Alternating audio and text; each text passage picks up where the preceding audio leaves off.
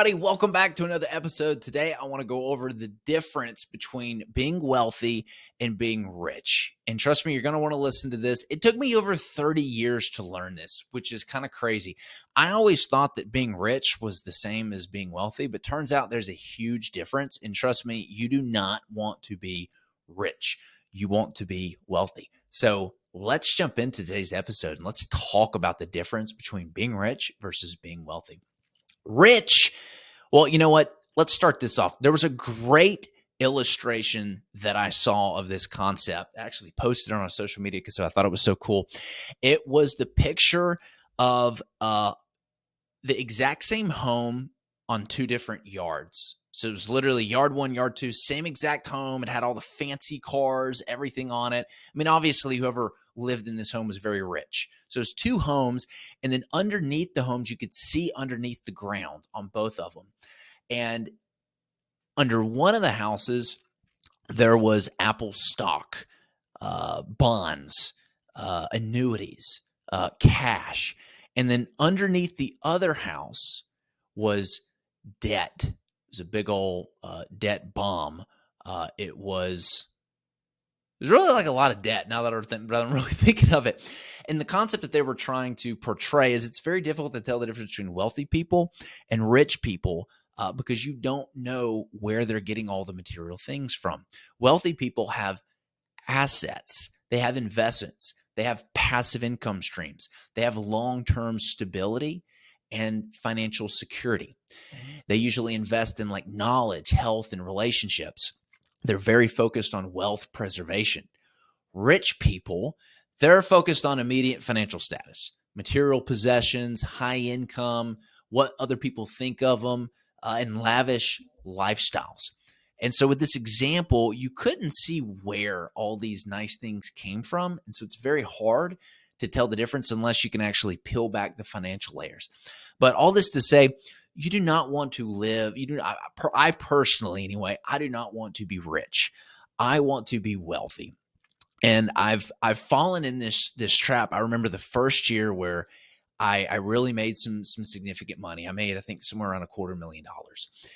And it felt so good. I can't remember how many years I was into my entrepreneur journey, but I'd spent the first 4 years almost of my entrepreneur journey, and I did not make much money. I was the first 2 years I actually lost $111,000.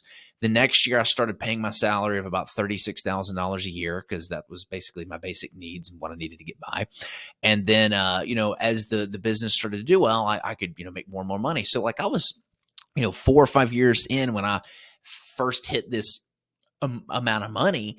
And I was like, holy cow. And it was like tax-free money because it was real estate income. I was a real estate status professional, so I didn't have to pay taxes on it with how I set it up and invested it. And oh boy, man, I spent some money. I was buying nice things. I was traveling.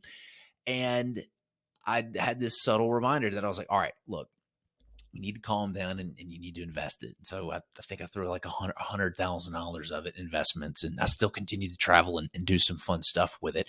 But it's very difficult once you actually experience making, significantly over what your living expenses are, what your basic needs are, to have that discipline to be able to invest it. You really want to go buy nice things. I know people who've got super nice cars, super nice houses, all the cool stuff.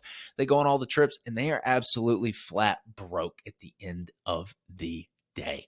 Flat broke. And I know people who live in a basic house, some drive like really, really old cars, and they literally have millions and millions of dollars in the bank. One person is just a month or two away of either losing their job or having some kind of economic event where it's going to be a very, very difficult life for them. The other person has the financial stability to weather whatever storm that they want. And so, it's kind of funny. I don't own any bad debt. It's all investment debt.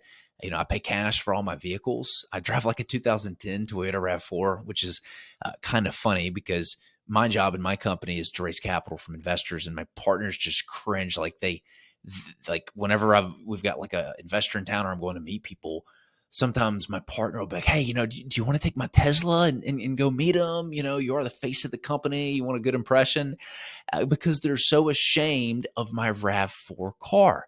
It's absolutely hilarious to me, and I could not care less. And I have not had any trouble raising capital and providing fantastic opportunities for investors. But it's a constant reminder that you want to be wealthy. You do not want to be rich, at least for me. Hope you guys enjoyed today's episode. Don't make the mistake between going after being rich versus being wealthy. If you guys got value from this, do us a favor, leave us 5 stars on our podcast, leave us a review, and share this with your friends and family. We'll see you guys next time.